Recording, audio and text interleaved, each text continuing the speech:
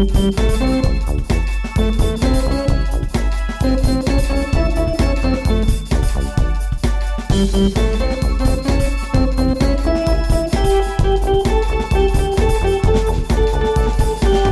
would seem as though. Hi, it's Good morning. Happy Valentine's Happy Day. Valentine's Day. I mean, by the time you hear this, it will no longer be Valentine's Day. It will be Anti-Valentine's Week. Love that. I didn't even know that was a thing until yesterday. I didn't know it was really a thing either. Well, because there's Valentine's Week, which I didn't even know. Yeah. For all the different things that you're supposed to do to be nice to each other for Valentine's Day. And then there's Anti-Valentine's Week. So I don't know, we can... Sure. We'll talk about that later. But hi, welcome to the podcast where we talk about anything, everything, and nothing. Mostly nothing. I'm Vesta. I'm Annika. And it's Valentine's Day. So oddly enough, we're going to talk about Valentine's Day. And other things. So, is there anything you want to start with? Stop already. I know that they love us, but calm down. Jesus. Calm down. Only so much. I know. So, a couple things, a little update. Okay. So, I know last week when we did this, we talked about what was going on with our dogs and that whole situation. So, in our dog situation, we talked about last week that we got a new dog. Young boy, Little fat. Little Fat. And his government name is Bruce, but we call him Little Fat because Bruce. You have a brother named Bruce. You know, that's just weird. And what we've learned about Little Fat is he is destructo dog. He likes to chew on anything and everything. And yesterday, when I came back from work, he had turned his bed into shreds. Love it. Literally pulled out every bit of stuffing, and it looked like you know those TV shows where somebody overloads the washing machine with soap? Yep. He looked like he was in that situation because he was in foam up to his chin. Yeah, just less cute. But he is the sweetest, most adorable dog. I know. It's just that one little habit that we need to break him Well, when of. I was over here yesterday, and after he had gotten in trouble, he just came and sat with me and did the blink. I know. Happy blink. He's all, someone be nice to me. These people are so mean. I know. Because they take plastic out of his mouth so he won't choke to death. How dare you? I know. He's just trying to live his best life. I know. And the other dogs are getting used to him. Finally. And Mika and he fight in such a way that it looks like they're going to kill each other, but... Allegedly, they're having a good time. And allegedly. I don't know how, because they're chewing on... And he will, chew on her little fat thighs, and she just lets him. Weird. And I'm yeah. Alright, well, dogs. last week when I was hanging out with the kids and you guys went to Maria's book signing, they laid face to face with their paws in each other's chest, and I was like, okay, so you hate each other? Is what I hear? Right. Word on the street. Speaking of Maria's book signing, I have her book right here. The cover is so beautiful with the crow on it. Anyway, it's called Consecrated Ground. I know I've talked about it now 3 weeks in a row, but I want you to buy it. Yeah. You can get it on Amazon, but you can also go to VirginiaBlackWrites.com to find out more information. Yeah. And, I've read the first chapter because I'm slow and I have other things to do. The truth of the matter really is I start reading and I get sleepy. Oh, same girl. Same. So I'm reading going, I have read this same sentence 3 times now. Yeah. Here's my issue with reading right now, too, is, I love reading. I read Same. When I'm in the span, there's, moments of my life. Every 6 months, and I, read all the time and constantly. Yeah. But sometimes when I'm in school, depending on what classes I'm taking, I can't read then for pleasure when all I do is read for school. Right. Right. So I understand that. I have to somehow there's a switch in my brain where I'm this is academic reading. You can't fall asleep. But girl, if I'm tired, if I'm not all sleepy and I start reading, I'm I gotta take a nap first before I can finish this. I will say I love the reading apps on where they read to you, audiobooks. Yeah. Because we have one where it's just through the library, and it's free, which I love. Free is a good price. Yes. And also go to your public library and get a library card and use all their resources. The library on Holgate, they've completely torn down, and they're going to rebuild it bigger, better, stronger, faster. All the what I love too is that your husband has library cards for 7 counties. He's so area. funny. That's his he completed his set recently because he now has Multnomah County, Washington. What are the three counties? The Tri-County area, Multnomah. I don't know. Clackamas. Yeah, okay. Washington County, but he also has for Vancouver because he Okay. works there. And where did he got one just recently? He's like, I've completed my set of library cards. It's like, you are such a nerd. Yeah, it's funny. I have two because I have Clackamas and Multnomah. But when he told me, he was like, "Yeah, I have all of them." I was like, "What?" You like, can check out a little book everywhere in the I world didn't now. realize that this was a goal, but I love it. Well, listen, I love that. Yeah. It's not. I don't have that goal because one library is enough. Yeah. Oh, I like libraries, and sometimes when you walk in and it's underwhelming, I immediately don't want to be there anymore. I want it to be like a library with everything I can buy. I want it to be like a bookstore, right? I want there to be like the Midland Library is pretty much like that, but it's also closed for remodeling. The one on Stark and 122nd. Oh, okay. The huge one with the clock tower. It's such a cool library. It is. It really but is. I'm hoping that once they finish the one there on Holgate, that it's going to be awesome, right? But it'll be brand new and it'll be a lot bigger because that one's always been a little underwhelming. It is very not much a lot. That's where I got my library card, and I was like, well, I'll look around, but yeah, this is little. The one in Selwood and the one on Woodstock are pretty new, and so they're very big and nice and fancy. Well, and I will say, when you get a library card, you can download an app. What I have it, and this is how I read a lot of my books, is through Libby, where you can like connect your library card and check books out that way. And I do all the time, and I always have books on hold. I mean, again, I'm in the middle of reading a lot, so I haven't been doing it as often, but it's nice. It tells you how long you're going to wait. It tells you what place you are in line, and like they have, depending on which county you have, they have everything, like anything you could want to read, and the hold isn't bad, So well, last year, the kids' great grandma bought them a book set of the first 4 Magic Treehouse books, which are probably a little young for them, but they love them, and so who cares? And we've read several of them kind of sporadically throughout the thing, but we decided to read it from beginning to end. So in the first set of Magic Treehouse books, there are 27 books. Holy God. And so we read all 27, and we read the first 4 on, actual book. Yeah. Because that's what she gave us. And then we, on the Libby app, read the other 23. And now we've started in the second set of 27. Holy God. I know. So, and I think we are like 8 books into the second set of 27. So, yeah, I've been getting really good use out of my Libby app. And I love that. And what's interesting is I think some of the books that I've read through the library or have been read to me, I may not have read otherwise. Like there was a book that was recommended to me a couple years ago. It was called A Gentleman in Moscow. And it's one of those books, when you look at reviews of it, if you read reader reviews, it's like, oh, God, it's so long, it's so boring, it's so this, and it has a lot of really mixed reviews. I loved it. Okay. Because the story I found to be very interesting, but it also, the narrator it's huge. If you have a good narrator... Because I remember when I was listening to the book about white privilege, the woman who narrates it is the woman who wrote it, and she shouldn't. Robin DiAngelo? Yeah. She shouldn't. But whoever it was that read this book, had lovely accent. It was nice to listen to. So I got through the whole thing pretty well. Anyway, I was actually mid-sentence, and I don't even know where I was, because once again, the old lady. Yeah, the old lady. Anyway...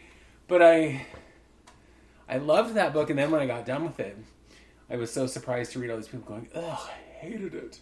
But it was a pretty long book. It took me like days and days. That's what you were lying when we stopped. You said, I got through it pretty quickly. Well, I think much more quickly than had I been reading it. Yeah. What book was it? It's called A Gentleman in Paris. Okay. Paris. Nope. Moscow. Right. And it's about this man who, during the revolution... he was a very wealthy man, and wealthy people were generally put to death and all their things taken, and they allowed him to live. And I think it was just because of some connections he had. Yeah. But he had to live the rest of his life in this hotel in Moscow where he couldn't leave. He couldn't actually leave the building. Oh. And now it's kind of we go through all the years with him and all that stuff. Okay. I really enjoyed it. Yeah. But anyway, the Libby app. Libby On the label. Yep. Get it. It's good. Yeah, it's good. It's good. So, yeah. Anyway. Ugh, books. I do love reading. But I also, because I did all 7 of the Harry Potter books, after I'd read all of them multiple times, the old-fashioned way, I actually had them all read to me because T had said that the narrator of the books was amazing. And so I was like, why not? I'll listen to him again. What's interesting is having them read to me, I picked up a lot of stuff that I think I had missed reading it myself. Because I was like, I don't remember that detail or this, you know. Yeah. But also 7 books, you're going to forget some stuff. Sure. Yeah, I remember the important stuff. With audiobooks, sometimes I feel like I have too much ADHD, right? Like, people are talking to me, and anytime, like, in any conversation, I have, like, 3 other thoughts always floating in my head, you know? Yeah. And so when someone's reading to me, I feel like I don't retain it as well. And it's been a while, but I just, as a kid, I hated it. I didn't enjoy people reading to me. When I was young, yes, because I know grandma would and, like, adults would, but when I got into, like, learning age and was, like, actually reading things for education, having someone else read it to me was not helpful. Reading it myself was much more helpful. Interesting. Yeah. I like being read to, and for me, the only way, though, I can do the audiobooks is I have to be doing something. I like driving. Specifically driving. If I can't just sit still and listen, because then I'm way too distracted. Yeah. But if I'm driving to work, where it's a route that, of course, I know like the back of my hand, I've done it a billion times, I will listen, and then I'm just focused on that, and I can watch the road and do the things, but it's like I have nowhere else to be and nothing else to do. Unless it's boring, and then my head goes other places. So today is the day of 1,000 interruptions. My dogs are being idiots. They're destroying things. They're barking at the neighbors. On Valentine's Day? Of all days. This economy? I know.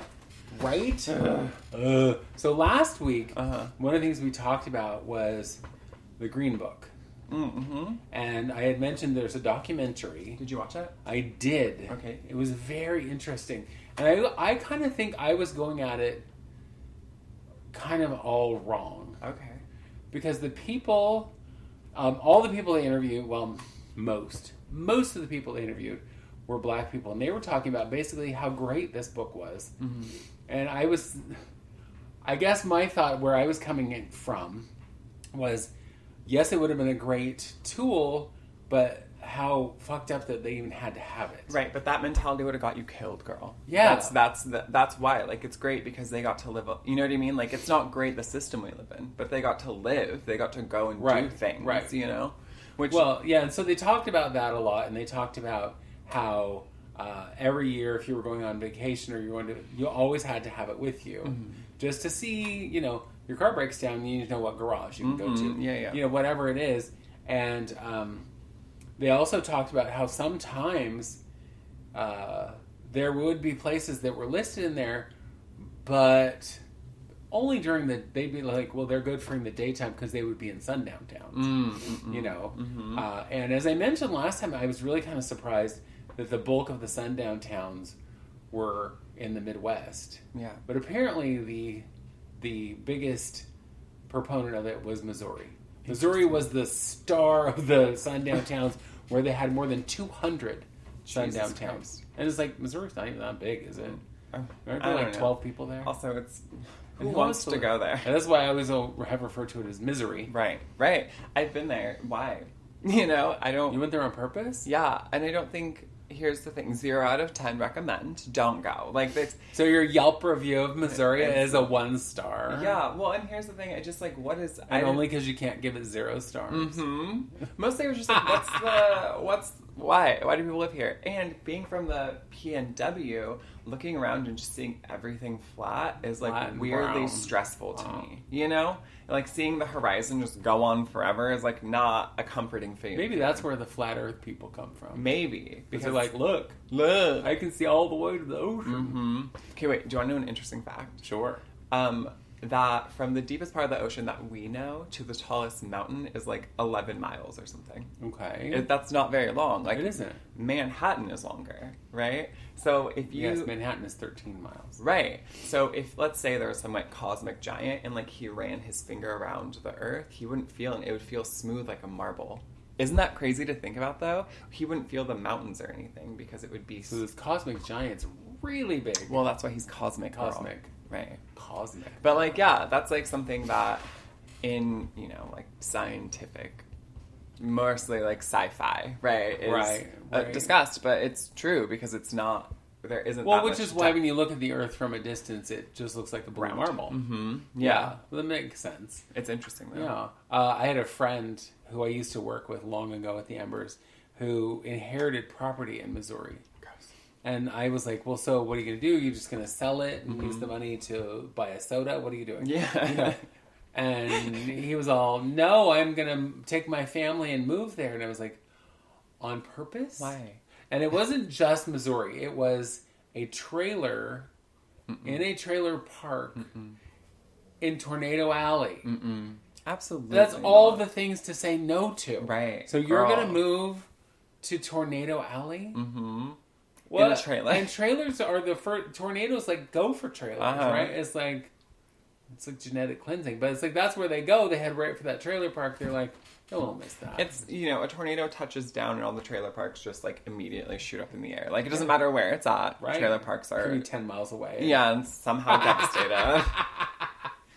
Makes me think of the movie Twister. I love that Cow. movie. Another cow. Actually, I believe that's the same cow. Yeah. I don't know why, but that movie, I do. I love that movie. It's not a great movie, but it is fun to watch. It sure is. I love it. And when Carrie Elways dies, it makes me happy. Because I'm a horrible person. But he had it coming. Yeah.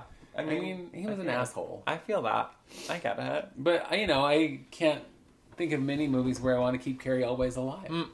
So that's okay. Except maybe The Princess Bride. Oh, yes. That's like the one. The one. We'll keep him alive in that one, but that's it. I really don't know many other things he's been in. He was in, like, Saw. Yeah. So he's been in, like, 3 things. He's been in 2 movies. No, I've seen him in many things, but he's always just kind of irritating. Yeah. You well, know, he's a white man. And it's cute when he tries to do an American accent. No. Is that? Yeah. It's not. Is that what we're considering cute nowadays? Cute. It's so cute. So, I found the documentary on the Green Book. I just went on my little remote and, you know, went into on demand, and there it was. So you can watch it free if you have the Comcast or whatever. But it is on National Geographic. No. What was I on? I don't fucking know. But just find it. Just find it. You can watch also it. Google. It's very interesting. Where's the Green Book streaming, and it will tell you. Yeah, I mean, but you have to. There's the movie's also you can also where's the documentary? Documentary. Yeah, because it's Anyway, enough about that.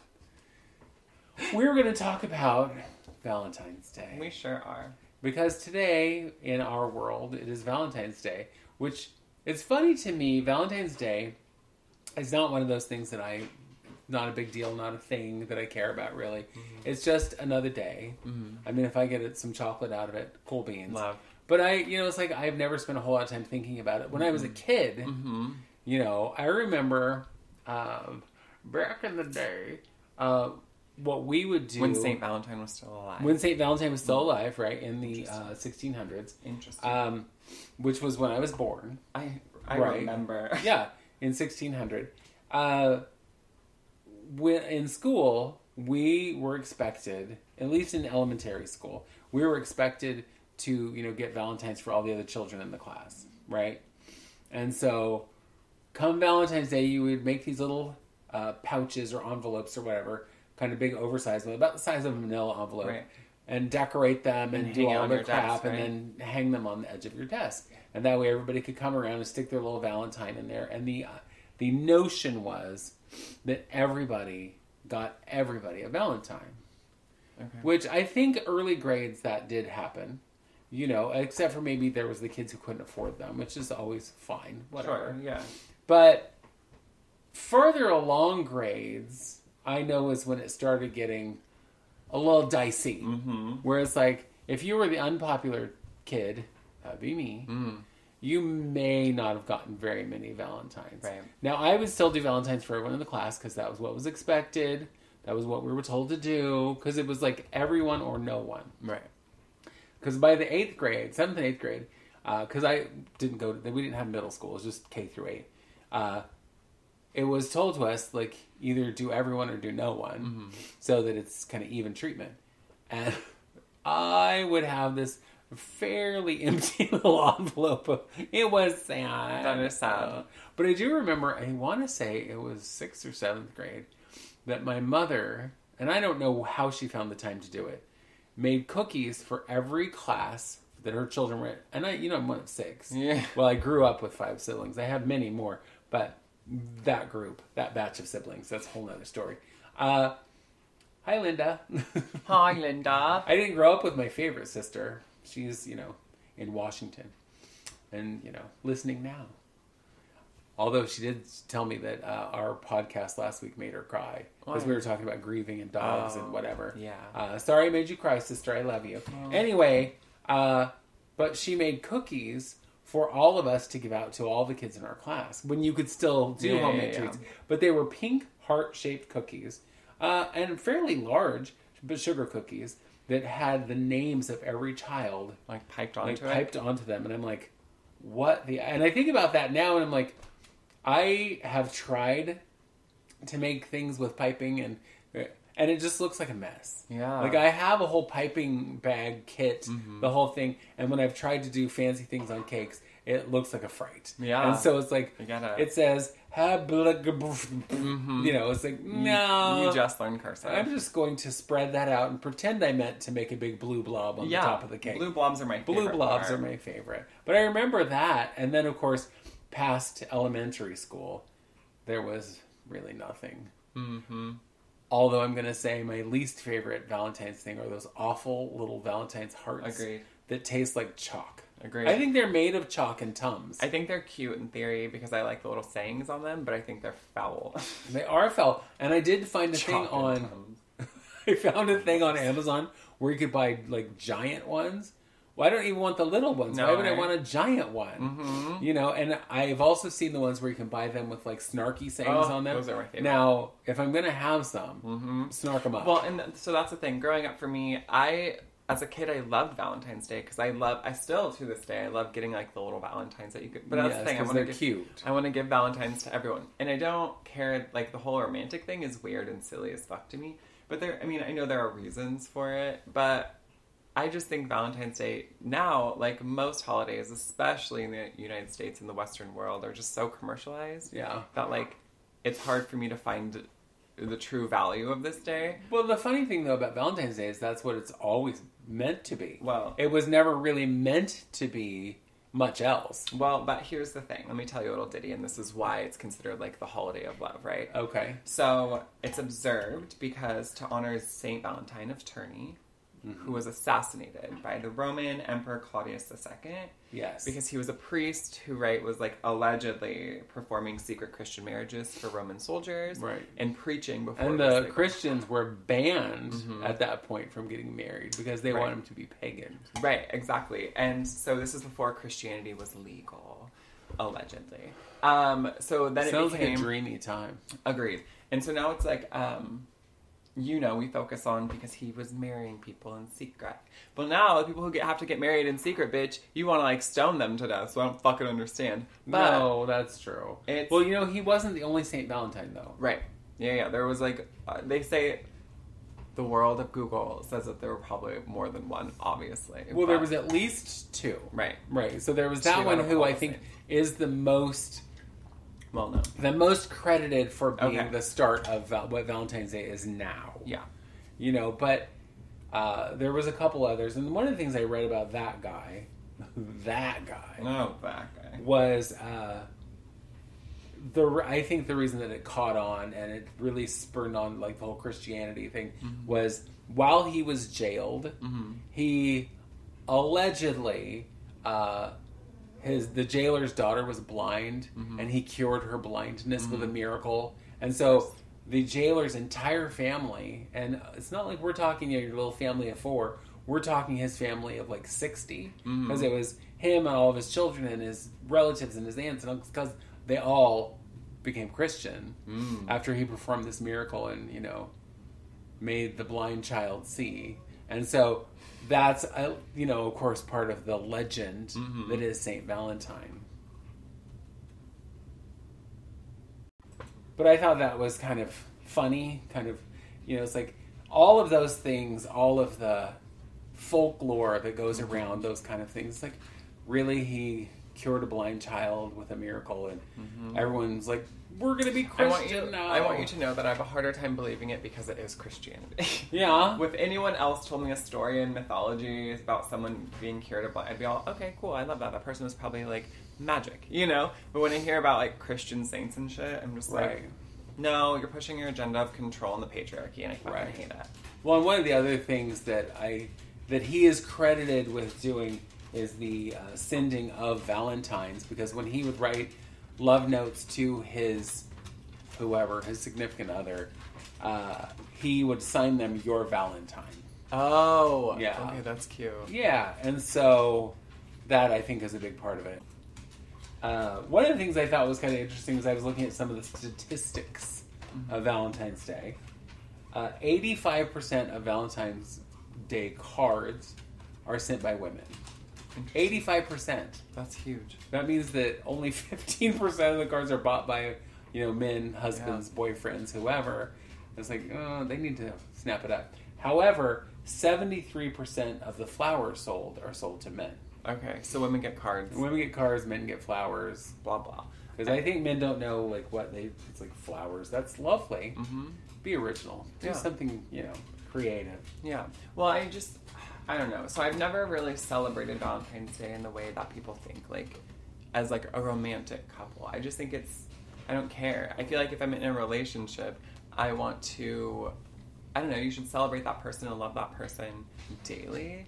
And I don't think that you already have, like, your birthdays and your anniversaries, right? Like, why do you need to add this other holiday of commerciality to just sell some shit? Which, honestly, it is. I will take gifts any day. Sure, of course. You don't have to wait till Valentine's Day or my birthday or Mother's Day. No. Or Christmas. Just buy me presents. I'm all about Money me. Money, please. So, do you know why I learned this too? Okay. Red roses are the symbol of love. No. I don't. This is what I learned because it was from the goddess of love, Aphrodite. Okay. Her tears and Adonis's blood watered the ground and grew red roses. I love that. And so from that point forth, they were the symbol of love until death. Girl, that predates Christianity. I know. You know, right? But I love that. When I read that, I was like, that's cool. Yeah, I love that. So her tears, but his blood. I'm into it. I'm about it. And so she cried, but probably not because he was bleeding. Because her hot lover is now dead. Well, if it's like all the other Greek, you know, gods and goddesses, she probably killed him. Let's be honest. Yeah, there's always something tragic happening. Yeah. But I love it. Greek mythology, girl, you know. So, Valentine's Week, you know, I said there's Valentine's Week. So, Valentine's Week started a week ago and ends today. It is Rose Day. Is the first day? Is the first day. Purpose. That's not right. Okay. I can't read, though, my own handwriting. Yeah. Propose Day. Oh, makes more sense. Chocolate Day. Okay. And I'm sorry, that's every day. Yeah, what you talking about? Teddy Day. I'm assuming that would be a bear and not a little negligee.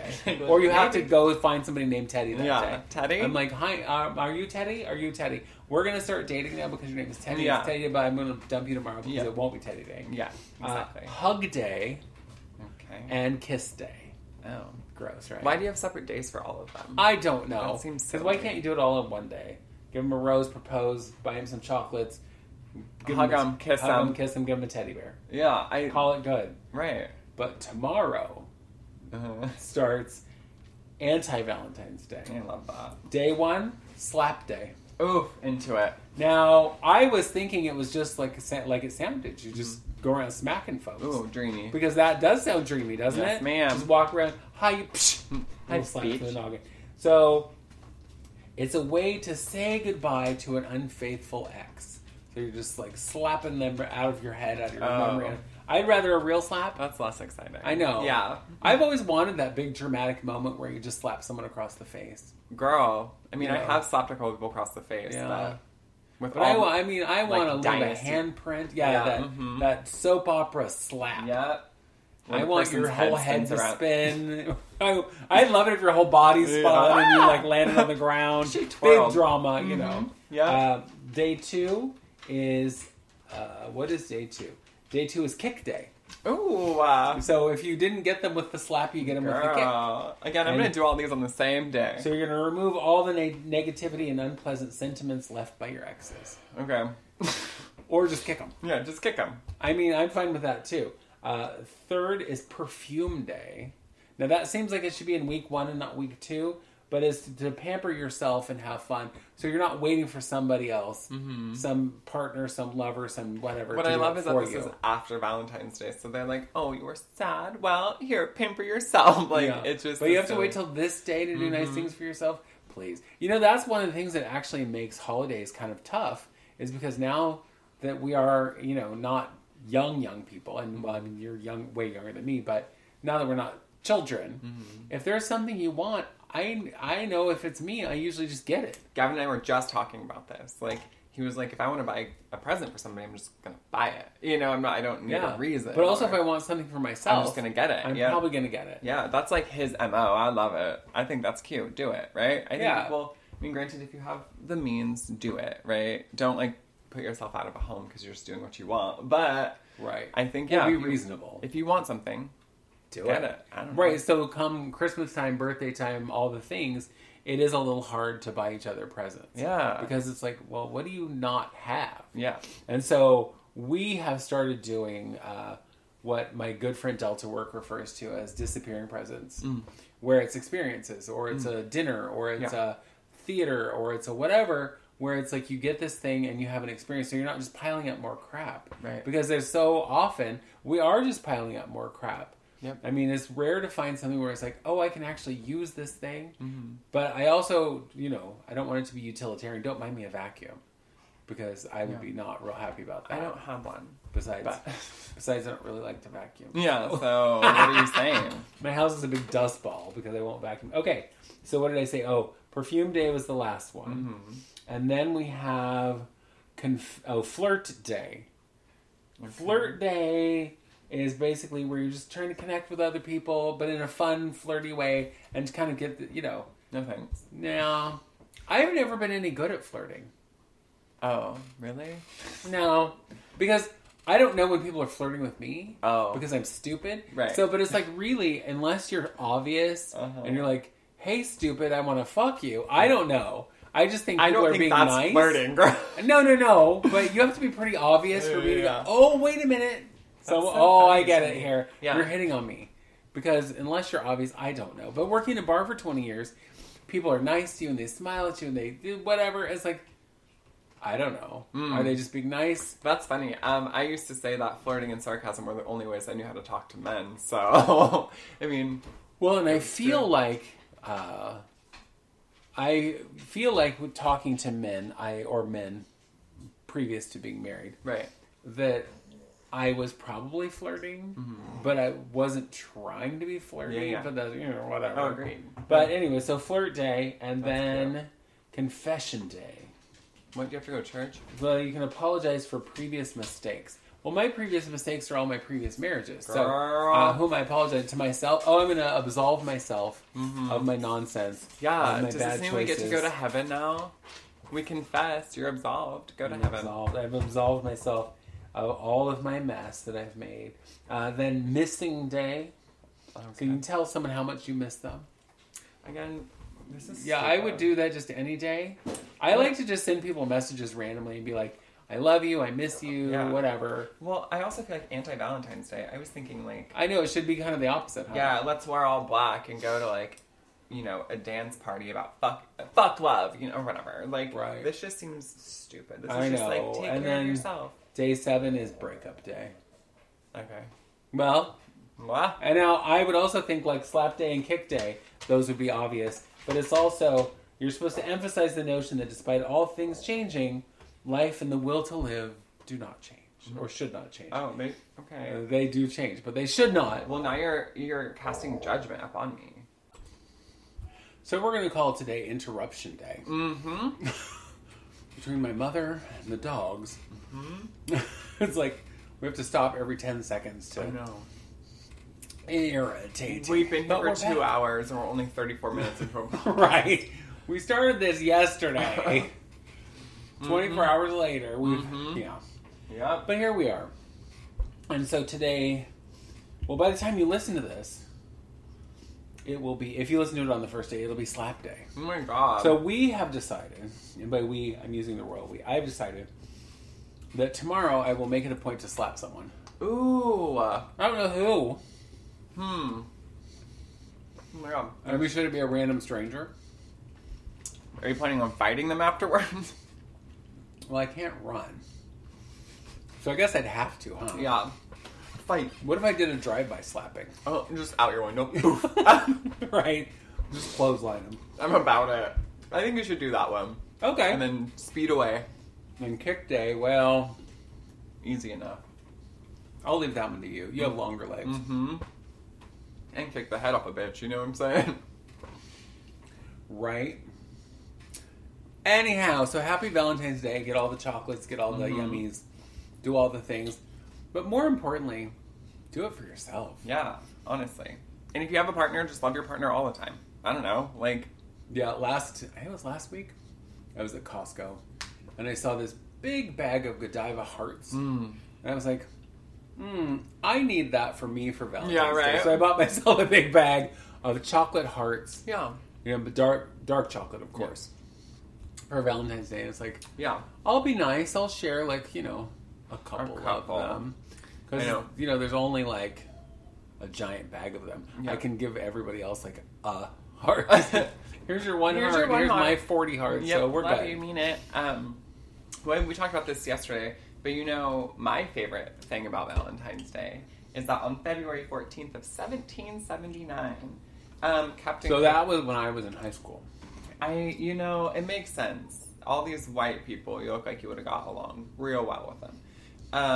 There was an awful man named Captain Cook who was a piece of shit. He was an English explorer. How do you really feel about him? He was awful. And his name was James Cook, whatever. They went to Hawaii. That's when they're like, oh my god, look what we discovered. Hawaii. Which is funny how you discover something when... And who are all these people here?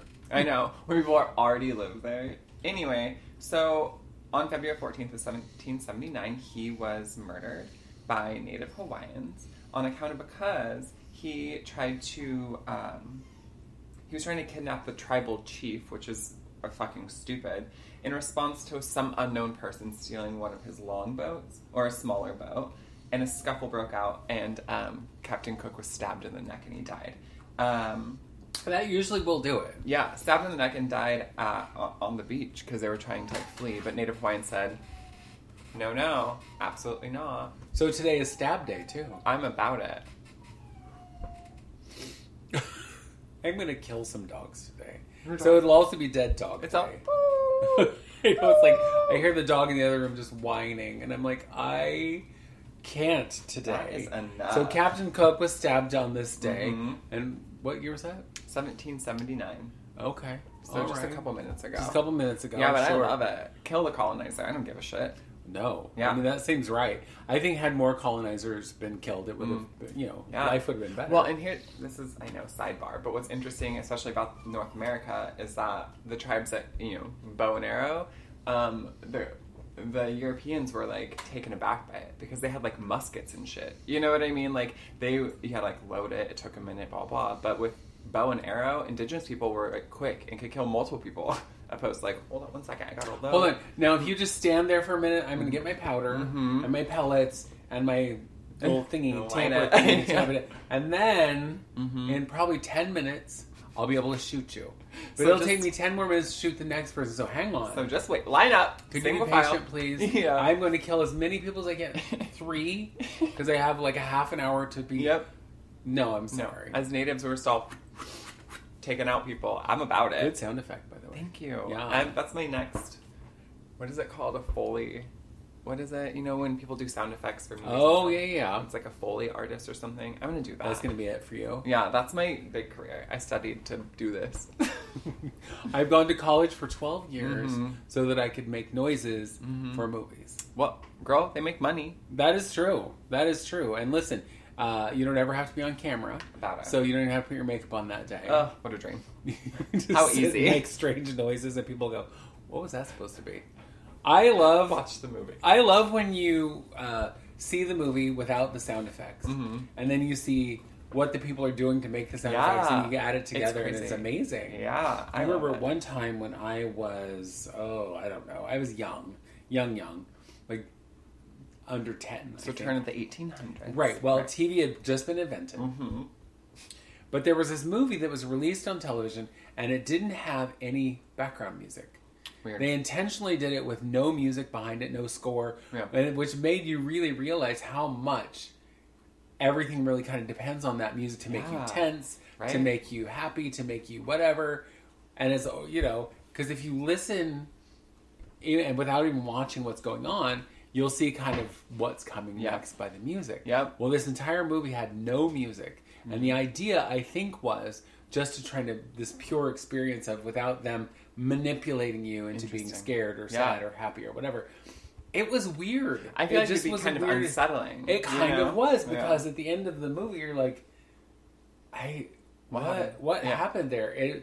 And all through the movie, you know how when you're in a super quiet room, it just feels it's like too much. I get that. So when they're walking through the woods and there's no music or nothing else, you're like, ew. Somebody do something. Yeah, someone's gonna die, I think. Well, and it makes me think, in video games, they have, like, boss music. If you're playing through, it's all, like, the normal background music, and then when you get to, like, a villain or the bad guy, it gets to, like, intense anxiety, like a horror movie, you know, when the killer's coming. It's the same thing. So, Gavin is playing a game the other day, and intense boss music starts to come, and nothing is happening. And I'm, like, stressed out because I'm like, wait, what's gonna happen? Nothing happened. Nothing. They just wanted to, like, see if my anxiety was still there, and guess what? It fucking was. Yeah. How about that? Love that. Thanks, games. God. Parker's thing now is his favorite game is Grand Theft Auto. We love, So he likes the murder, death, kill, the stealing. And it's so funny because he'll be sitting there with his friend. So he plays, but talks to his friend on Switch?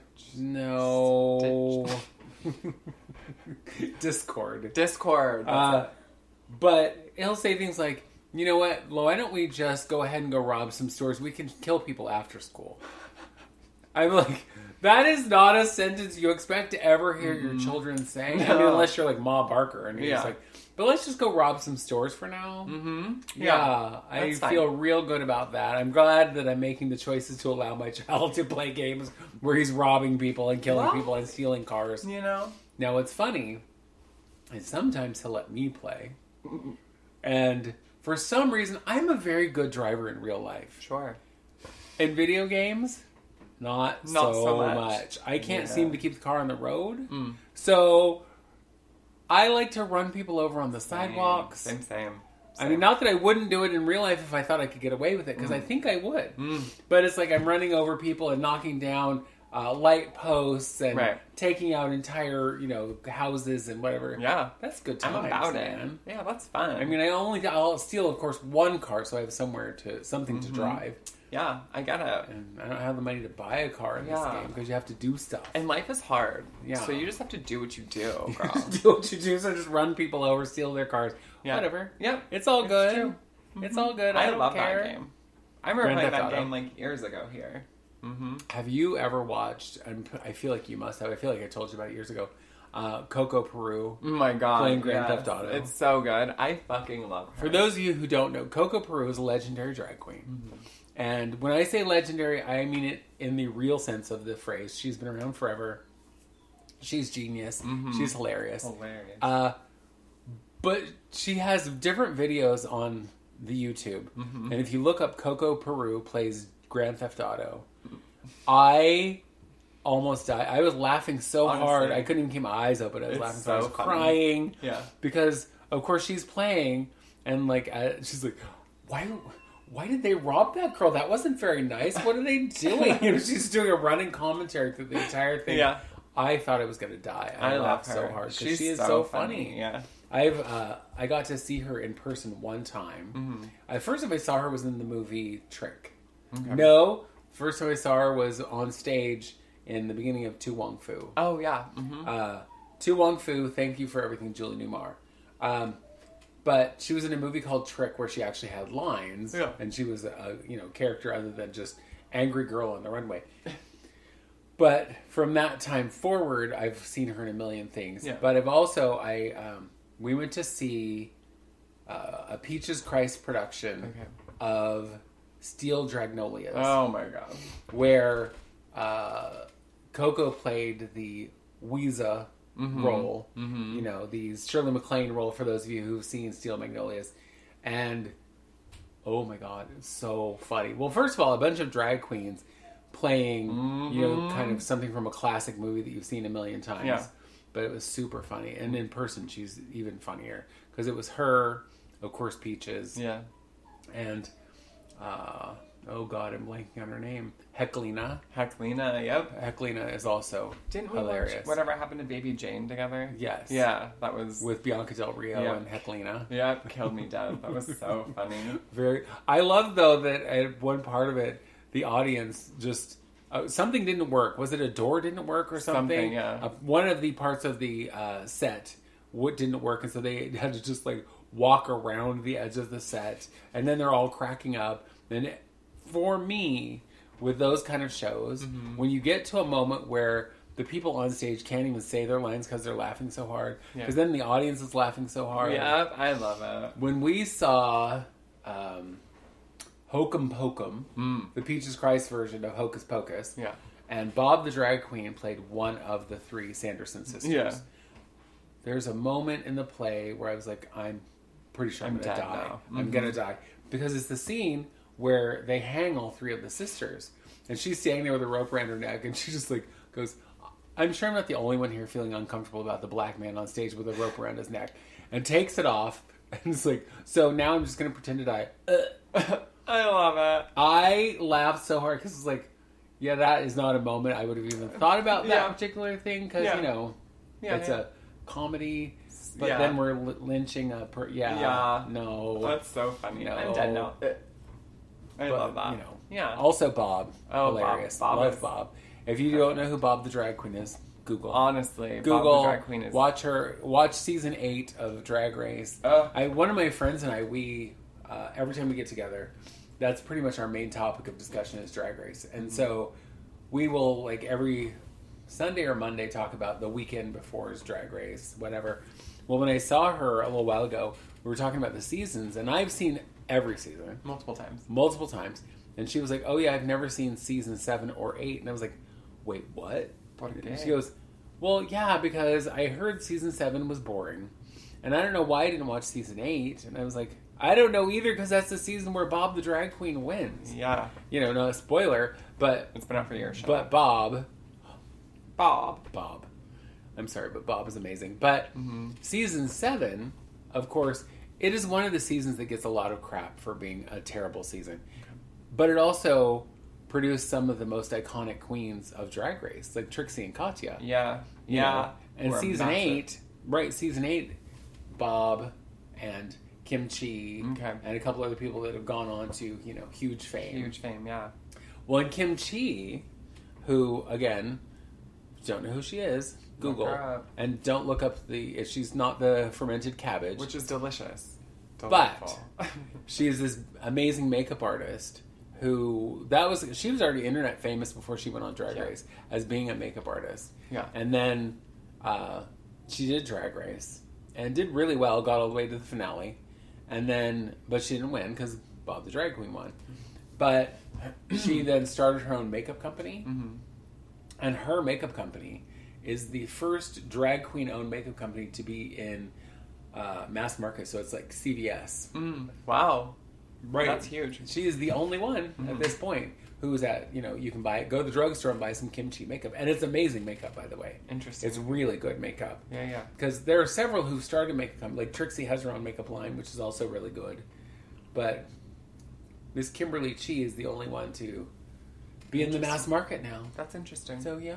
So it's not sold like anywhere but like drugstores? No, it is. You can still buy it at kimchi.com. Interesting. Yeah. Okay, cool. Yeah. That's cool. I like that. I know, it's soup's good. Oh, well, I want to talk about something. The Grammys just happened. Oh, yeah. I think, yeah. Okay. I don't really care about any of it except Sam Smith and Kim Petras won for Unholy, which is their song. Right.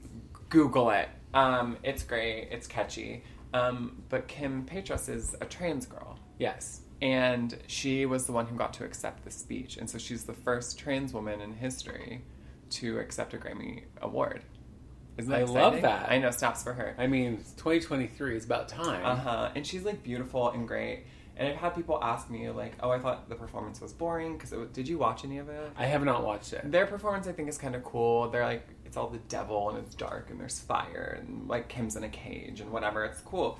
But I had a friend who's in the queer community talk to me, like, and said, like, well, how do you feel? How did you think about it? Do you think it was, like, good representation? And I was like, I thought the performance was fine. I wasn't, like, overwhelmed by it. You know, their performances. Well, the song, though, to me is just kind of, Right, it's just catchy. And I think it's great, but I think it's because it's so catchy to me. Yeah.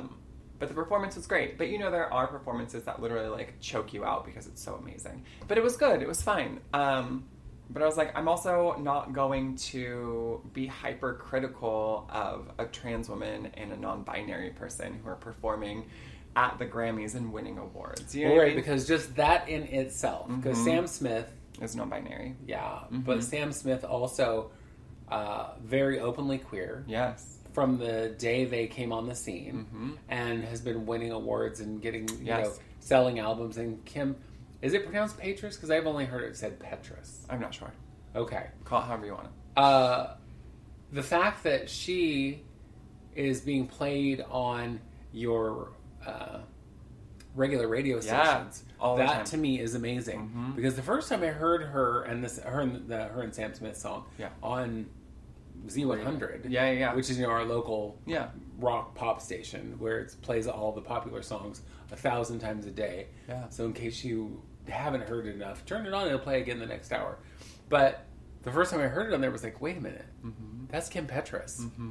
And I was like, I know who she is strictly because she's a trans girl who's a singing person and a, you know, recording artist and blah blah blah, and is making a name for herself. Because when she first started making her name for herself, it was very underground. Yeah. Whatever. Well, the other day, because we got a VR headset a little while ago, and Keke Palmer, who I adore. She's so cute and so funny. Does this thing called, I think it's called Are We There Yet? And it's a VR program.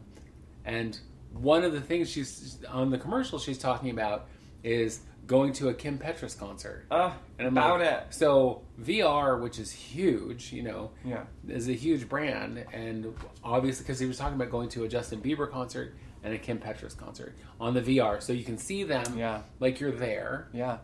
And I was like, this girl is everywhere. Yeah. And that is amazing. Snaps for her. Yeah. Because, I mean, it wasn't that long ago that you'd be like, oh, no, she can't, you know, we won't play her, we won't do anything because she's queer. Yeah. Well, I mean, there have been instances, I don't remember what her name is, but she was a showgirl in Vegas who was like, there's an award you win for being like the most beautiful showgirl in Vegas. Okay. It's obviously locally Vegas.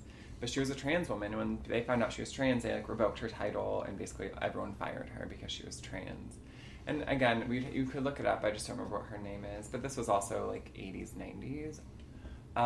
But yeah, there are plenty of examples of trans people having success and then people finding out they're trans and then they lose their success. Right, because I know there was a model who was very big in the London. Because we talked about it before, this particular model, and though I don't remember her name at the moment, she was enjoying really huge success. She was on like Clairol packages and stuff, and when they found out she was trans, everyone fired her. Yeah. And I was like, well, you thought she was beautiful enough to put on all of your stuff 5 minutes ago. Yeah. But now that you know she has a past, I know. You know, it's like now you don't want to have her on anything. Right. That doesn't make sense to me. But it is crazy to me that now it's like, so she's this or they're that or they're, and you know there's so many interesting things. I remember back in the 70s, the 1970s to be specific, not the 17 or the 1870s, although I lived through all of them. When Elton John first was like rocketing to fame, and he was so wild and crazy with the crazy clothes and the big glasses and the headpieces and the whole thing, and people started speculating whether or not he was gay, and it's like, duh. But he was like, oh no, I'm bi.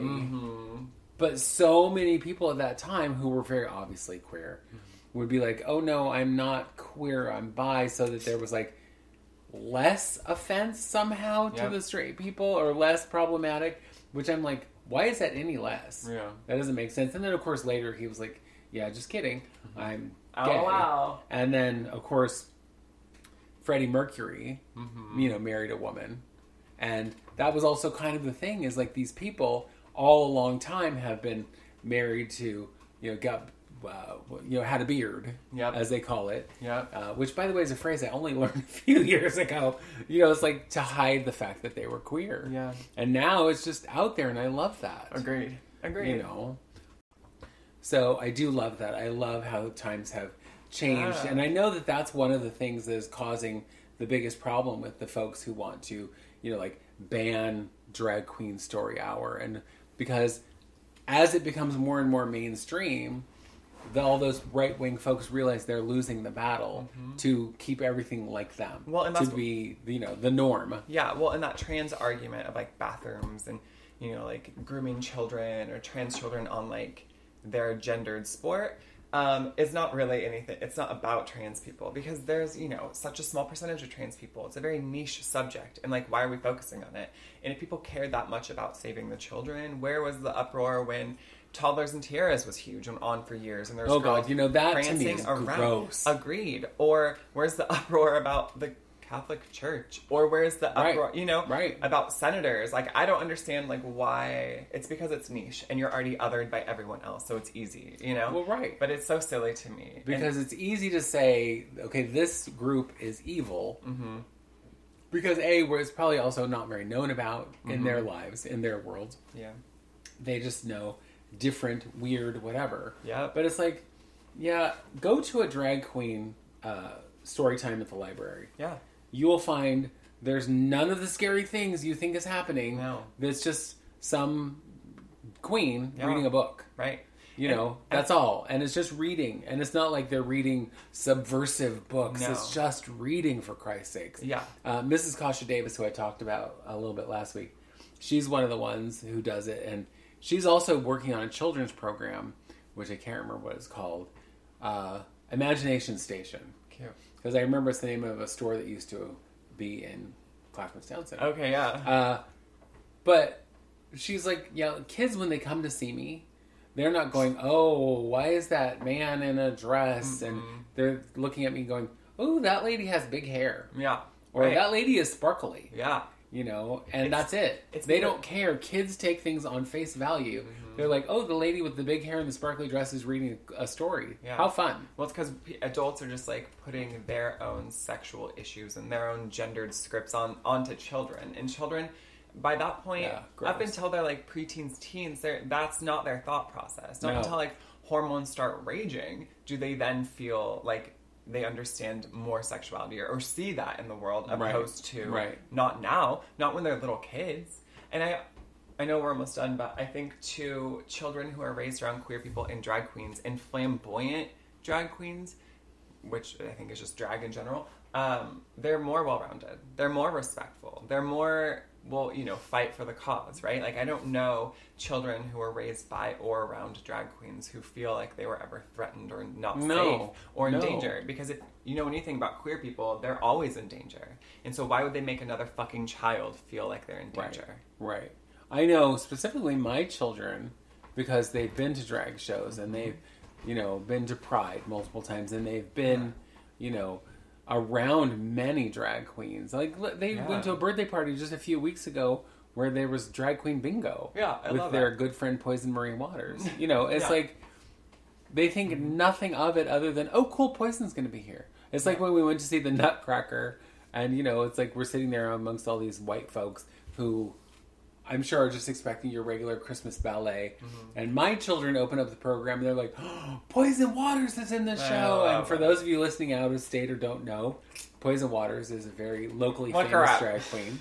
Yeah, look her up. But she's local famous. But she's done everything. Everything. Like TriMet ads, right? Like she's done kind of everything. You know, and so my children were not that excited about going to the ballet, but they were super excited that Poison Waters was in the ballet. And it was like, but I'm sure the people around like, why do those children even know who that drag queen is? Well, because they've known Poison since they were babies. Right. You know, but they've also known drag queens. They've known queer people. They know, they have trans friends. They have queer friends. They have, and it means nothing to us. Like, that's just a friend. Yeah.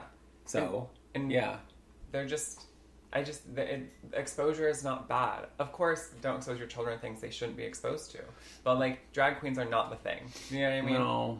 No. Maybe don't expose them to guns or domestic violence or sex, but expose them to people's different lives. Yeah. That's how you create empathy and compassion. Yeah. Anyway, happy Valentine's Day. Yeah, happy Valentine's Day. I know we got way off topic, but that's a shocker for us. Because you know what? Tangents are topics. I know. So we somehow made it to the end with, you know, a minimum. I'm now in 80. The last 20 minutes. I know, right? In the last 20 minutes with a minimum of interruptions from the dogs and whoever. Literally, the dog was in the room whining for the last 10 minutes. And if you heard that on there, that's what that was. You're welcome. You're welcome. So if you would like to contact us, if you want to send us letters, you want to send us hate mail. Annika's still waiting for the hate mail. I'm just saying. Like genuine. Yeah, I know the real thing from people who actually hate her. Not just her friends who are pretending. I know. That can be done at itwouldsseemasthough@gmail.com. And we are here every week, and we will be here until, I don't know, the internet dies or something. Or we get kicked off. Or we get kicked off, or we die. Yep. Any of those things could happen. Yep. So we will be back next week, and we will talk to you then. So go slap an X or something. Yeah, happy Anti-Valentine's week. Happy Captain Cook's death. Bye! It would seem as though